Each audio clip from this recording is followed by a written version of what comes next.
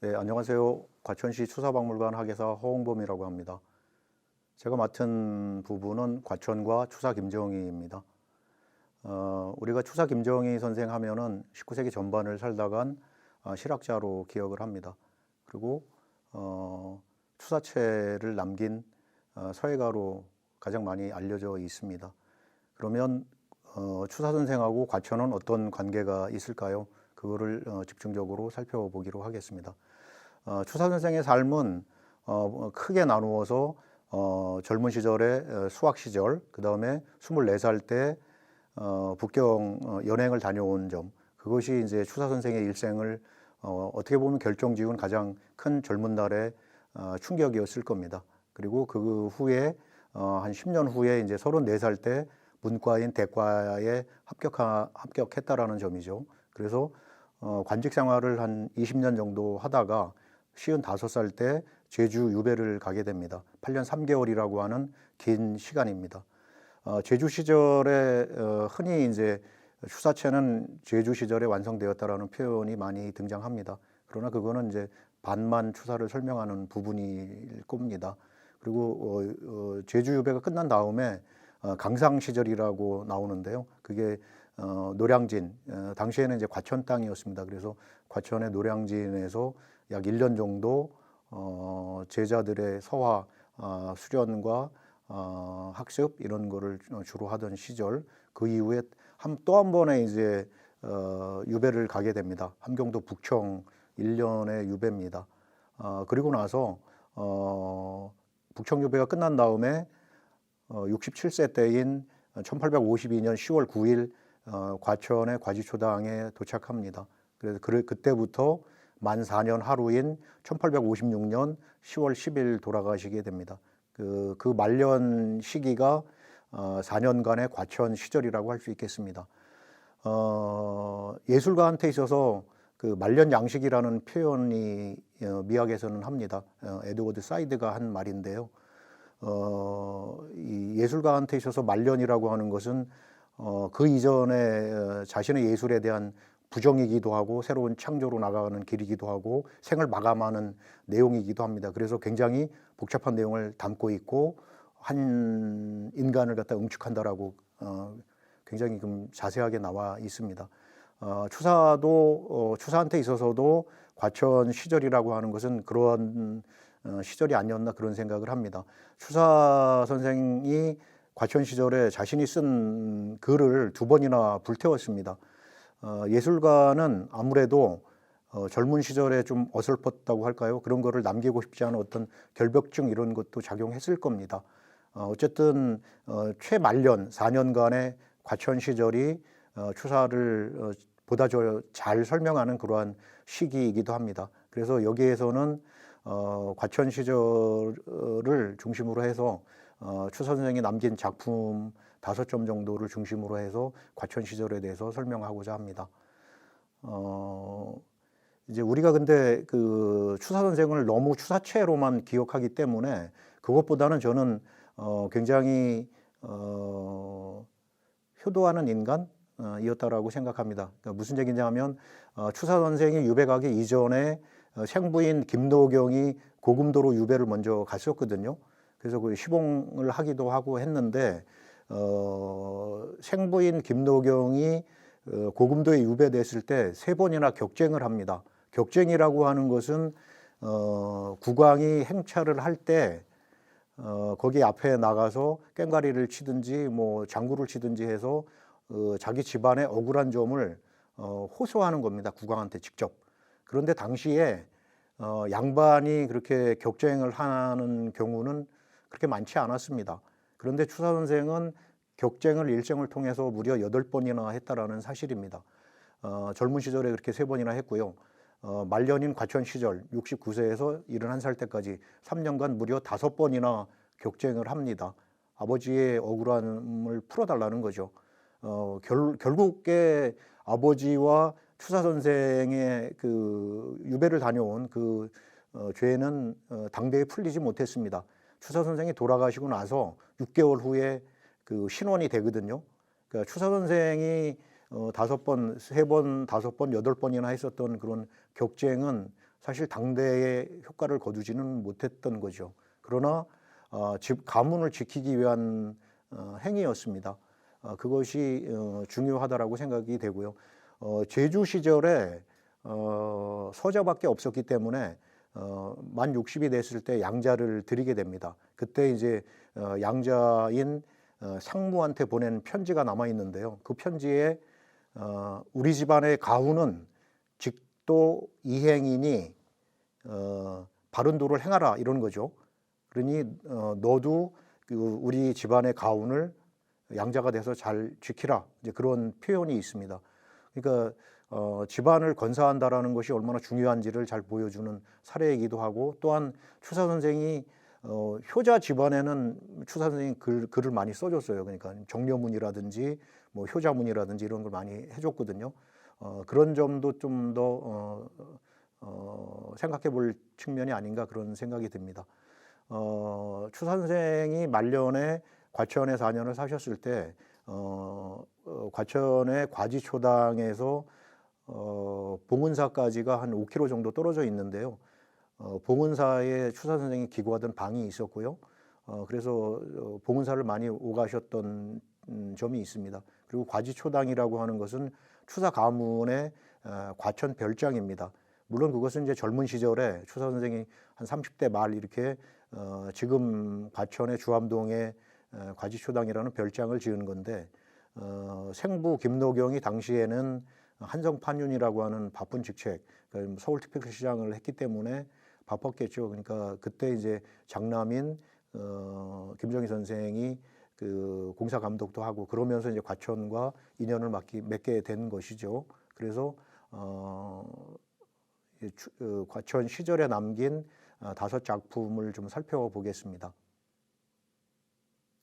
흔히 추사 선생의 주요 작품으로 그림으로는 이제 2점을 꼽습니다. 우리가 다 아는 이제 세안도, 추사 선생의 세안도하고 불이설란도를 많이 얘기를 합니다. 그리고 하나 더 하자면 돌아가시기 3일 전에 썼다는 봉은사의 판전이라는 큰 현판입니다. 세 점이 굉장히 시기적으로도 앞뒤로 이렇게 배치가 되어 있고요. 성격도 좀 다릅니다. 그래서 세 점을 잘 비교해서 보는 것도 추사를 이해하는 좋은 방법이라고 생각합니다. 그래서 첫 번째 불이설란도를 살펴보겠습니다. 불이설란도는 지금 그 그림에서 보시듯이 난초 그림입니다. 원래 난초 그림인데 이 난 그림이 무슨 옥새같이 갈대같이 이렇게 그 큰 꺾어진 그러한 난입니다. 이쁜 난이 아니죠. 난이라고 하는 것은 굉장히 유연하고 3번씩이나 꺾어서 쓴다는 삼절법을 구사해서 그렸다고 하는 건데요. 이 불이설란도는 사실 그렇게 큰 그림이 아닙니다. 세로로 50cm밖에 되지 않는 그런 작은 그림인데요. 이 그림은 추사 선생이 5번에 걸쳐서 화기라고 하죠. 그림에 붙이는 기록입니다. 화제라고 많이 쓰지만 화기라고 하는데요. 화기의 자신의 심정을 잘 드러내는 그러한 글을 쓰고 있습니다. 그리고 이 난그림 자체가 현실에 있는 그러한 난이 아닙니다. 그러니까 추사 선생의 마음속에 있는 한 60대 말 70대 초 이때 69세 이때쯤에 그려진 거로 생각이 되는데 추사 선생의 마음속에 있는 그러한 난이죠. 그러니까 참선을 하는 것하고 난초 그림을 그리는 것이 둘이 아니다라고 하는 그런 측면에서 이제 불이설란도라고 흔히 부릅니다. 추사 선생이 그린 그림 중에 제목이 붙어 있는 게 그렇게 많지 않습니다. 세안도는 정확히 세안도라고 써 있습니다. 그런데 이 그림을 그냥 통칭 불이설란도라고 부르는 거죠. 그런데 이게 이제 그 말년의 그러한 호화로운 추사 선생의 심정을 잘 담은 그림이기 때문에 명작이라고 하겠습니다. 다음으로는 백파율사비를 보겠습니다. 백파율사는 고창 선운사의 이 백파율사비가 있는데요. 추사 선생하고는 백파 선생하고 젊은 시절에 그 굉장히 대단한 선 논쟁을 벌였습니다. 그런데 그 선 논쟁은 사실 150년이 지난 지금까지도 그 선논쟁은 종식되지 않았습니다. 양자의 입장 차이가 여전히 두 길을 가고 있는 거죠. 그런데 백파율사가 돌아가시자 그 제자들이 추사선생한테 와서 비문을 써달라고 부탁을 한 겁니다. 그래서 앞에 화엄 종주 백파 대율사 대기 대용지비 이렇게 큰 글씨로 쓰고요. 뒷면에는 그 백파율사의 행적에 대해서 추사선생이 쓴 글입니다. 이 비석이 지금도 고창 선운사에 가면은 부두밭에 원본 비석이 남아 있는데요. 내용도 좋고요. 글씨도 굉장히 좋습니다. 내용도 굉장히 천하의 명문장인데요. 뭐 번역본을 보시든지 이렇게 한번 살펴보시면 좋을 것 같습니다. 근데 이 비석에 추사 선생이 대선배였기 때문에 백파율사가 추사 선생보다 한 18년 연상이거든요. 그래서 맨 끝에 완당 학사 김정희 서 이렇게 썼다라는 점입니다. 그러니까 대선배에 대한 이론적인 입장은 달랐지만 대선배에 대한 어떤 존경을 담아서 쓴 비석이라고 생각합니다. 이 비석을 쓸 수 있었던 것은 추사 선생 자신이 말년에 불교 쪽으로 사유가 굉장히 많이 기울었다라는 점을 보여주는 점이기도 하고요. 대선배에 대한 어떤 존경 이런 게 굉장히 크게 작용한 글씨라고 하겠습니다. 다음으로 대팽고의 대련을 살펴보겠습니다. 추사 선생은 추사체로 유명하죠. 그런데 추사 선생이 한자에는 이제 5체가 있습니다. 전서, 예서, 해서, 행서, 초서 5체가 있는데 그 중에 가장 잘 쓴 글씨는 추사의 예서체입니다. 예서 글씨는 한자의 5체 중에서 가장 예술적인 서체라고 서예사에서는 흔히 얘기를 합니다. 그런데 추사 선생이 예서를 가장 잘 쓴 거죠. 그 다음에 행서를 잘 썼습니다. 이 글씨가 추사 선생이 마지막 남긴 예서 글씨입니다. 대팽고의 대련이라고 하는데요. 간송미술관 소장입니다. 가장 맛있는 음식은 두부, 오이, 생강, 뭐 채소고 가장 좋은 모임, 고회는 가장 좋은 모임은 남편, 아내, 아들, 딸, 손자가 있는 그런 모임이다. 그런 내용입니다. 이 시는 추사 선생의 창작 시는 아니고요. 명말청초에 오종잠이라고 하는 분이 쓴 중추가연이라 그래서 추석날의 집안잔치라는 시입니다. 7원 시가 4구절이 있어야 되는데 지금 남아있는 것은 2구절밖에 안 남아 있습니다. 그래서 이제 대팽고의 대련을 썼는데요. 이 대련이 추사 선생이 원본에서 2글자를 바꾸었습니다. 어떤 거를 바꾸었냐 하면요. 원본에는 두부, 오이, 가지, 채소 이렇게 되어 있습니다. 그러니까 생강이 아니라 가지거든요. 가지는 초두 머리에 더할 가자를 써서 가지라고 썼습니다. 원본에는. 근데 추사 선생이 생강으로 바꾼 거거든요. 그럼 왜 바꿨을까라는 거죠. 이 가지 요리는 중국인이 훨씬 더 잘 먹습니다. 가지 튀김 요리도 있고요. 근데 조선에서는 이 가지 요리가 가지를 푹 삶아가지고 가지 무침을 해먹는 게 일반적입니다. 그리고 논어에 보면은 이 생강이 초학자라는 의미도 있습니다. 그리고 가채, 강채 이런 발음상의 편의성 이런 것도 고려가 됐을 겁니다. 그리고 또 하나는 고해 부처가 아니라 고해 형처입니다. 원본에는 형처는 젊은 시절부터 고생한 나무빚을 빚는 내 아내 이런 뜻입니다. 그러니까 젊어서부터 고생한 그러한 그 기억을 가진 부인을 말하죠. 그런데 추사 선생은 이제 71살이에요. 그러니까 두 번째 부인인 예안이 씨도 이미 15년 전에 그 제주 시절에 돌아가셨습니다. 그러니까 71살인 나인 추사는 호랍입니다. 그런 점에서 뭐 애틋한 부인에 대한 애틋함 이런 거는 뭐 이미 없어졌다라고 봐야겠죠. 그러니까 그래서 그냥 고생한 기억을 가진 아내 그걸 갖다가 뭐 특정한 명사 이렇게 비유할 수 있다면 그 부처, 지합이 지엄이 이렇게 보통 명사화해서 바꾸어서 쓰지 않았을까 그런 생각이 듭니다. 이게 돌아가시기 한 달 반 전에 10월 10일 돌아가시니까 대략 8월 추석 즈음에 쓰시지 않았나 그런 생각이 듭니다. 이렇게 어떤 작품에서 한 글자를 바꾸어서 쓰는 방식을 미술사에서는 1점 점화 방식이라고 합니다. 그러니까 한 글자를 바꾸어서 자기가 그려내고 싶은 그런 걸 갖다가 잘 묘사하는 그런 방식을 말하는 거죠. 그래서 추사 선생이 그렇게 두 글자를 바꾸어서 쓰시지 않았을까 그런 생각이 듭니다. 이 추석날의 집안잔치는 사실 일상생활의 소중함을 잘 보여주는 아주 대표적인 그러한 시로 여러 사람이 쓴 시입니다.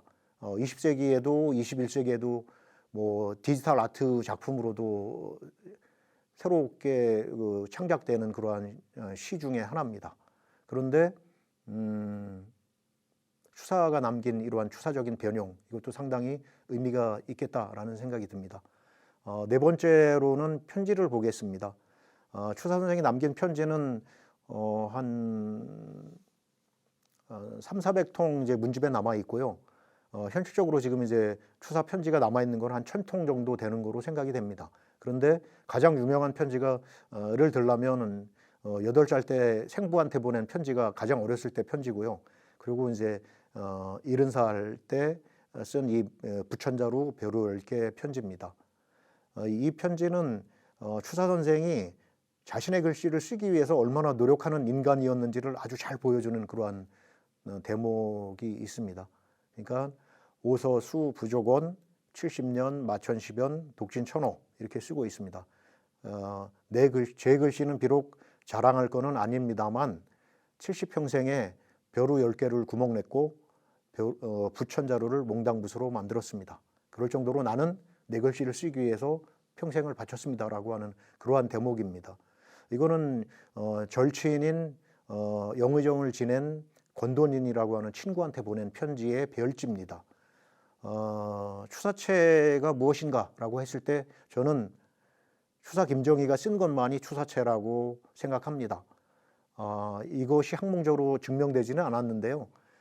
흔히 이제 추사체 하면은 굉장히 금석기가 강한 강건하고 굳센 글씨를 얘기합니다.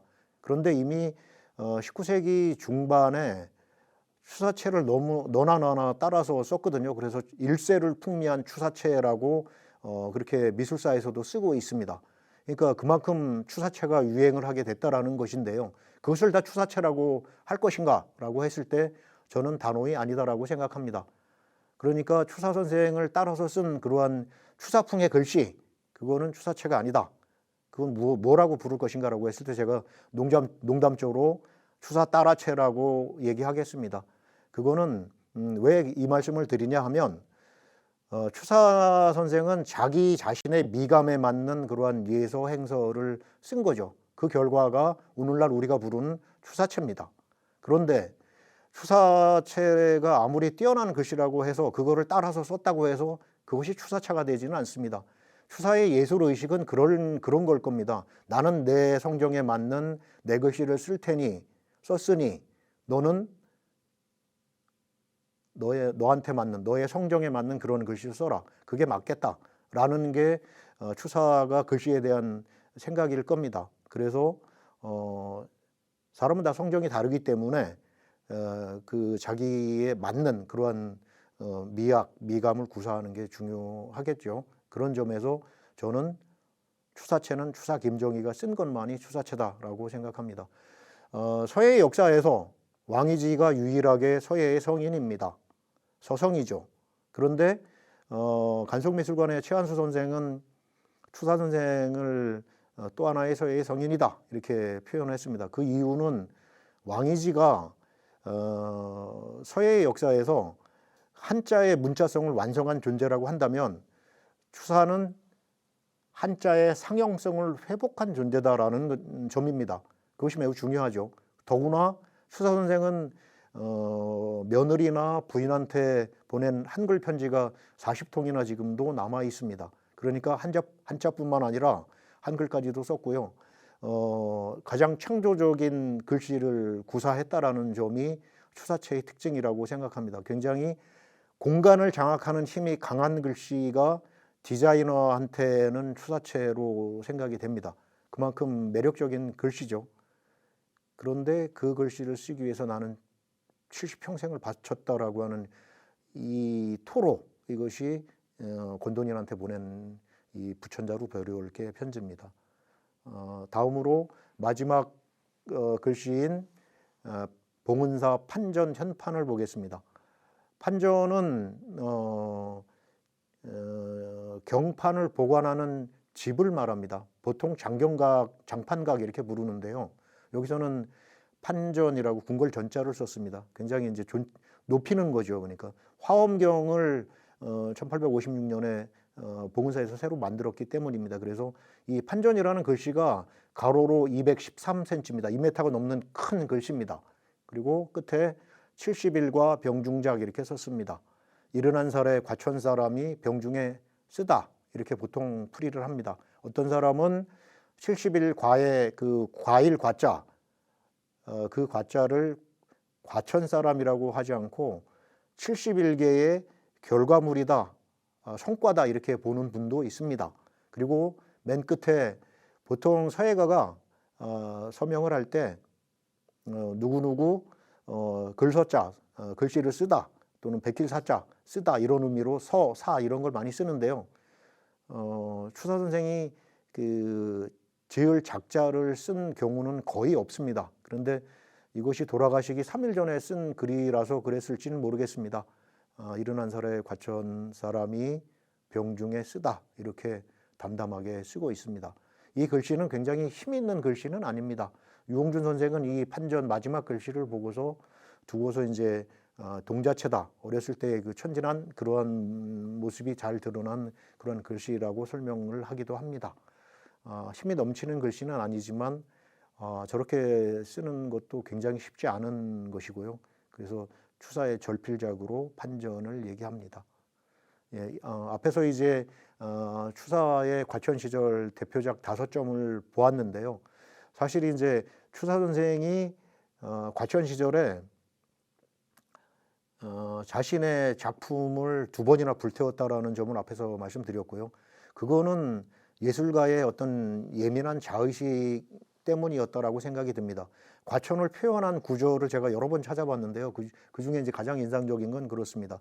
과천의 산빛은 밥 지어 먹을 만하고 과천의 물은 떠 마실 만하다라고 아주 간단하게 8자로 얘기한 게 있습니다. 그리고 이제 제자 중에 이제 제가 과천으로 이사 갈 생각이 있습니다. 선생님이 이제 이렇게 편지를 보내니까 이사 오려면 빨리 와라 뭐 그렇게 보낸 것도 있고요. 그런데 결국에 이제 제자가 이사 오지는 않았습니다.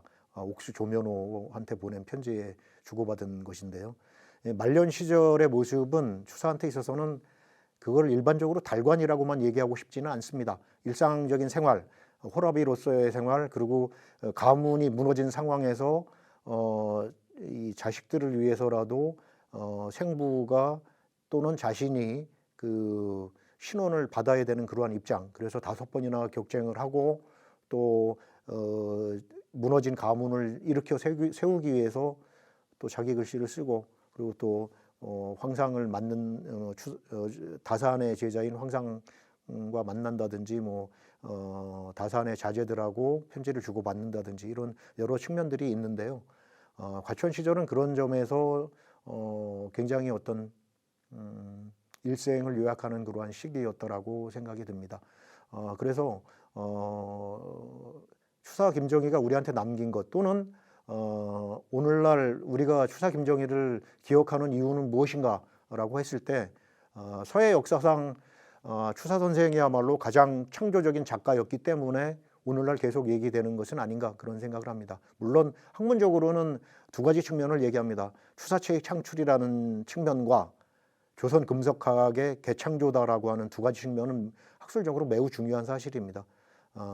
그랬을 때 오늘날 우리가 현실을 살아갈 때 창조성, 무엇을 만들어낼 것인가, 무엇을 고민할 것인가, 그거를 추사를 통해서 다시 반추하는 그런 시간도 좋을 것 같습니다. 예, 이상 마치겠습니다.